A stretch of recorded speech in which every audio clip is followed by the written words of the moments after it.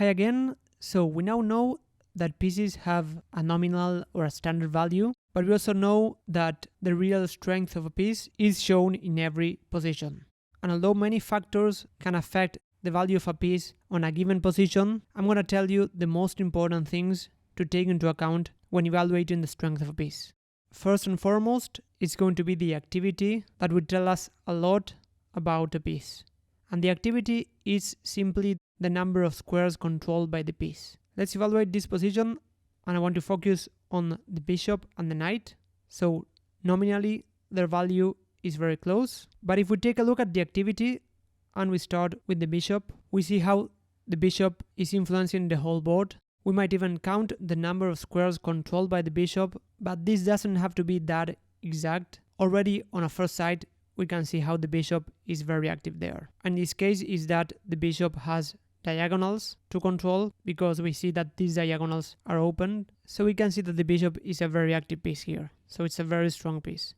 Now if we take a look at the knight, we can see that the knight is only controlling 4 squares. So this knight is not very active there. And first of all, knights on the edge of the board are normally not very well placed, not very active. And they're even worse if we place them in a corner. So let's imagine that we place this knight on h8, then the knight will only control 2 squares, g6 and f7. So that knight will normally not be very strong unless it's doing something very meaningful. Normally knights are better placed whenever we place them towards the center of the board, because in that case knights can already control many squares there and can also access other areas of the board more easily. Knights are what we call short range pieces, whereas bishops, rooks and the queen are long range pieces, so they don't necessarily need to be close to the center to be active, because they can control squares from a long distance. For example, this bishop on e4, even if you place it on a8 for example, it would at least control all these squares, so it wouldn't necessarily be badly placed, whereas knights in the corner are normally not well placed. So based on the activity of these two pieces, we can already say that white's bishop is clearly better than black's knight. Black has this pass pawn. We're gonna talk about pawns a lot later, but for now I can tell you that this pawn can normally be stopped either by the bishop or the king that can come quickly. So all in all, white has a preferable position here. Let's analyze this position. Here white played the move knight to c5, this knight is attacked. And after knight to c5, this knight, we can already see that is quite active there. Black exchanged knights. And after taking with the queen, we see how this queen is more active than black's queen. So black took, and after taking on c5, let's now evaluate this position closely. We can already see that this bishop so far it's blocked by its own pawns, and this is normally not good for bishops. And with that in mind, black played the move b4, which is an interesting try. And after white played rook f to c1, black played the move bishop to a6, which seems to activate this bishop. If there was a pawn on b5, then this bishop would be really trapped and be bad, but here this bishop seems to be active. But here comes another important point to evaluate pieces, which is their ability to attack or defend, or their ability to do something meaningful. Because this bishop here is just controlling squares, but it's not attacking anything. And in fact, since white's pawns are mainly on dark squares, it's gonna be very hard for the bishop to attack pawns. So black's bishop on a6 is not very good. And this is a problem that bishops sometimes have, is that they control squares of one color, and by placing our pawns on a different color, the bishop might have a hard time doing something useful. And in the game, white continued here with the move knight to e5. And as we spoke about knights, whenever they are centralized, they are very powerful. And here white's knight is just really dominating black's bishop. So white's knight here is much better than black's bishop. This knight might come to c6 to attack this pawn on b4, might even collaborate to attack black's king. And what makes this knight really powerful is that it cannot be traded. So this is another important point. Whenever we have an active piece that can attack or can defend, we also need to consider whether this piece can be traded or not. So here black doesn't have any knight or any bishop to trade this knight. That's why this knight is very powerful. Now let's focus a little bit on the rooks in this position, here we see that white has much more active rooks. Rooks, they dominate ranks and files. That's why whenever we can place them on open files or semi-open files, they are normally very active and very well placed there. And although in this case these rooks can be challenged, or at least black can try to trade these rooks, white can simply trade rooks. White is not forced to trade the rooks straight away, but even in this position, white can simply trade rooks and end up in this position on which we have, as we already discussed, a better minor piece. So this knight is much better than this bishop. And even in this particular position, we have the move knight to c6, which is very strong because we attack this pawn, and we also plan to play knight to e7, forking the king and the bishop. That's why here we would even gain material. But even if we don't gain material in this particular position, white is doing much better. That's why here in this position, white has the better pieces. Black didn't exchange rooks. Black tried the move rook e to b8, but again we see how white is dominating, and white won the game quite convincingly. Although it is great to use our pieces to attack, sometimes a defending piece can be very powerful. Let's take a look at this position. We see how white has the queen and the bishop on this diagonal, planning to capture on h7. So black has to defend here. One idea might be to play the move g6. We might be weakening a little bit the pawn structure in front of the king. Although black has this bishop to control the weak squares, this might be possible, but another idea is to defend the h7 square with the knight.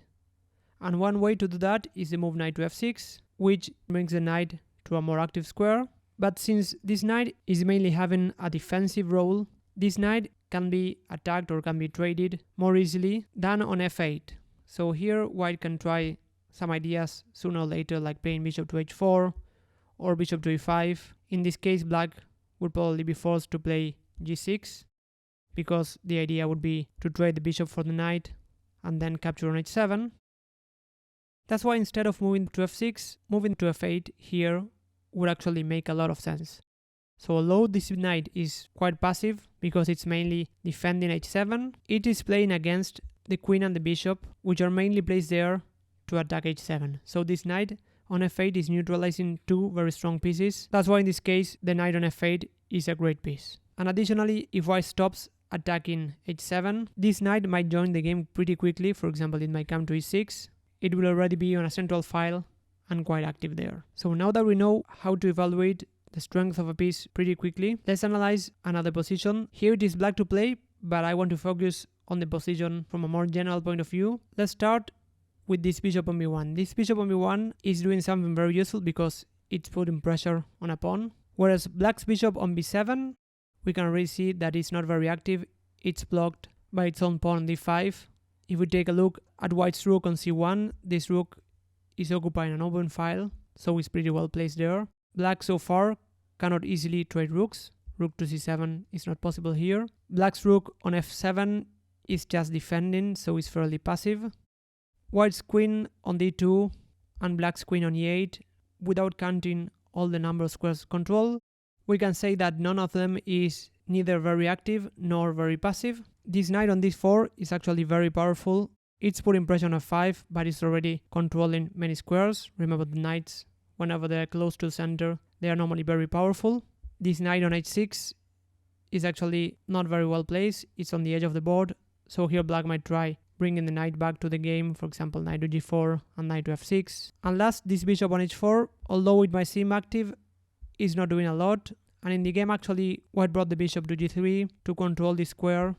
Black's bishop on g7 is actually probably the only good piece that black has in this position. So remember that we need to evaluate whether a piece can be traded or not, and this knight, although it's very powerful, this bishop has the power to capture the knight. Although it wouldn't be very strong in this position because it would weaken the king, so black would have less pieces defending the king in this case. But the bishop has quite a lot of pressure on this diagonal, so black's bishop on g7 is the only good piece that black has. So mainly based on the activity and the ability to attack that each piece has, we can already say that most of white's pieces are much stronger than most of black's pieces. And in fact here, although we have equal material, both kings are fairly safe. Here white has an overwhelming advantage just based on having much better pieces. And not surprisingly, white won this game in just a few moves. The game continued bishop to c8, bishop to g3, knight to g4,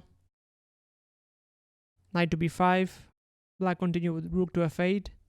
Taken on b5 wouldn't be very good because white will just take this bishop and try to attack black's king. And if rook to f8, white can simply trade rooks and then this pawn would be hanging and white still has the better pieces. And after rook to f8, knight to b6, queen to e6, we see how powerful this knight is. But here white simply converted his advantage and played rook takes c8, rook takes c8, bishop takes f5, and white is winning material. So in addition to taking into account the standard value of a piece, the keys to evaluate if a piece is strong or not are the activity, if this piece can do something useful like attacking the opponent's pieces or defending in order to neutralize our pieces. And whenever we have a strong piece, we need to evaluate if the strength of this piece is temporary or permanent. So we need to consider if our opponent can force the exchange of that piece.